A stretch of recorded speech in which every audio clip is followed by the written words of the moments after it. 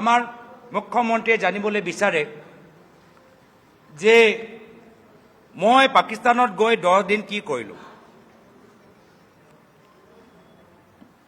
মইতো এইখিনি কথা আগতেও কৈছোঁ কি মোৰ পৰিবাৰে প্ৰায় 1 বছৰ পাকিস্তানত কাম কৰিলে। আমাৰ নতুন নতুন বিয়া হ'ল, কামত তেওঁ পাকিস্তান গ'ল। যে মই তেখেতৰ লগত যাব নোৱাৰোঁ নেকি? মই অকলে যাবলৈ দিম? মই অকলে যাবলৈ দিম? মই তেখেতৰ লগত গৈছোঁ চাবলৈ, কেনেদৰে আছিলা, ক'ত গৈছিলা, কেনেদৰে থাকিলা। অকলে এজন বাহিৰৰ পৰা, ইউৰোপৰ পৰা অহা, ইউকেৰ পৰা অহা, পাকিস্তান যেনেকুৱা দেশত কেনেদৰে তুমি 1 বছৰ কাটিলা ময়ো জানিবলৈ বিচাৰোঁ। ক'ত থাকিলা, ক'ত তোমাৰ বজাৰ, ক'ত তোমাৰ পাৰ্ক, ক'ত তুমি দোকান কৰা, দোকানৰ পৰা বস্তুখিনি কিনা। আৰু হয় আমি আগতে লাহোৰলৈ গ'লোঁ, পিছত গৈ মোৰ মন কৰিলে তক্ষশিলা যাবলৈ। তক্ষশিলা আমাৰ ভাৰতীয় চিভিলাইজেশ্যনৰ আমাৰ আটাইতকৈ প্ৰাচীন এটা ঠাইত, আৰ্কিঅলজিকেল ঠাইত। মোৰ মন কৰিলে তক্ষশিলা যাবলৈ। আৰু নিয়ম অনুসৰি আমি যদি বেলেগ ঠাইলৈ যাবলৈ বিচাৰোঁ, এইটো এটা নিয়ম দেই, যে পাকিস্তানৰ পৰা কোনোবা ইয়াত আহিলে বা ইয়াৰ পৰা যদি কোনোবা পাকিস্তানলৈ গ'লে ক'ত ক'ত যাবা তুমি আগতে কৈ দিব লাগিব। আমি যেনেকৈ ইয়াৰ পৰা থাইলেণ্ডলৈ যাওঁ, এটা ভিজা হ'লেই হ'ল আৰু গোটেই থাইলেণ্ড ভ্ৰমণ কৰিব পাৰোঁ, সেইটো নিয়ম ইয়াত নহয়। কোনোবা পাকিস্তানৰ পৰা ভাৰত আহিলে ক'ব লাগিব কোনখন চহৰলৈ যাবা, চহৰ হিচাপে পাৰ্মিশ্যন ল'ব লাগিব। আৰু একেৰাহে আমি যেতিয়া তালৈ যাওঁ, আমি চহৰ হিচাপে ক'ব লাগিব যে কোনটো চহৰত আমি থাকিম। তো প্ৰথম লাহোৰ, পিছত মন কৰিলে তক্ষশিলা, ইছলামাবাদত তাই কাম কৰিলে, অফিচ তাত আছে। গ'লোঁ মই তেখেতৰ লগত, বিচাৰিলোঁ অনুমতি।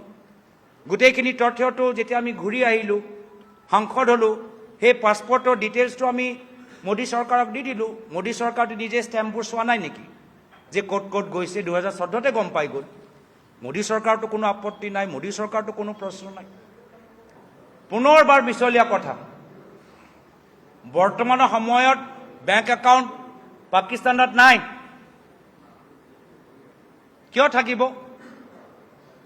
পাকিস্তানত এতিয়া এই সময়ত এক্টিভ বেংক একাউণ্ট, গোটেই বেংক একাউণ্টবোৰ বন্ধ কৰি মোৰ পৰিবাৰে পাকিস্তান এৰি ভাৰতলৈ আহিছে। সেই সময়ত যি সময়ত পাকিস্তানত আছিলে তেতিয়া বেংক একাউণ্ট লাগে দোকানৰ পৰা বস্তু কিনিবলৈ। আৰু যেতিয়া পাকিস্তানক এৰিলে বেংক একাউণ্ট বন্ধ কৰি আহিলে। আৰু এটা অভিযোগ তেওঁ ওলাইছে যে এনেকুৱা যেন হৈছে যে একদম মানে পাকিস্তানৰ পৰা পইচা তেওঁ নিজৰ ব্যক্তিগত এমাউণ্টত জমা হৈছে। এইটো নহয়।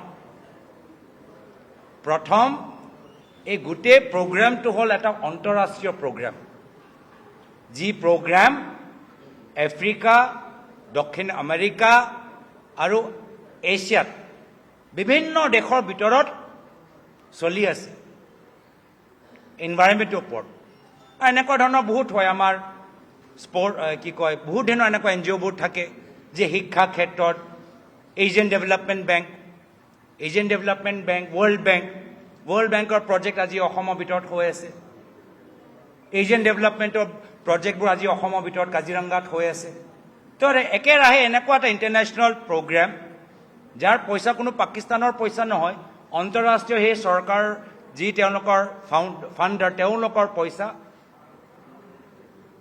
সেই পইচাটো ভাৰত পাকিস্তানৰ দুটা NGOৰ মাজত চুক্তি।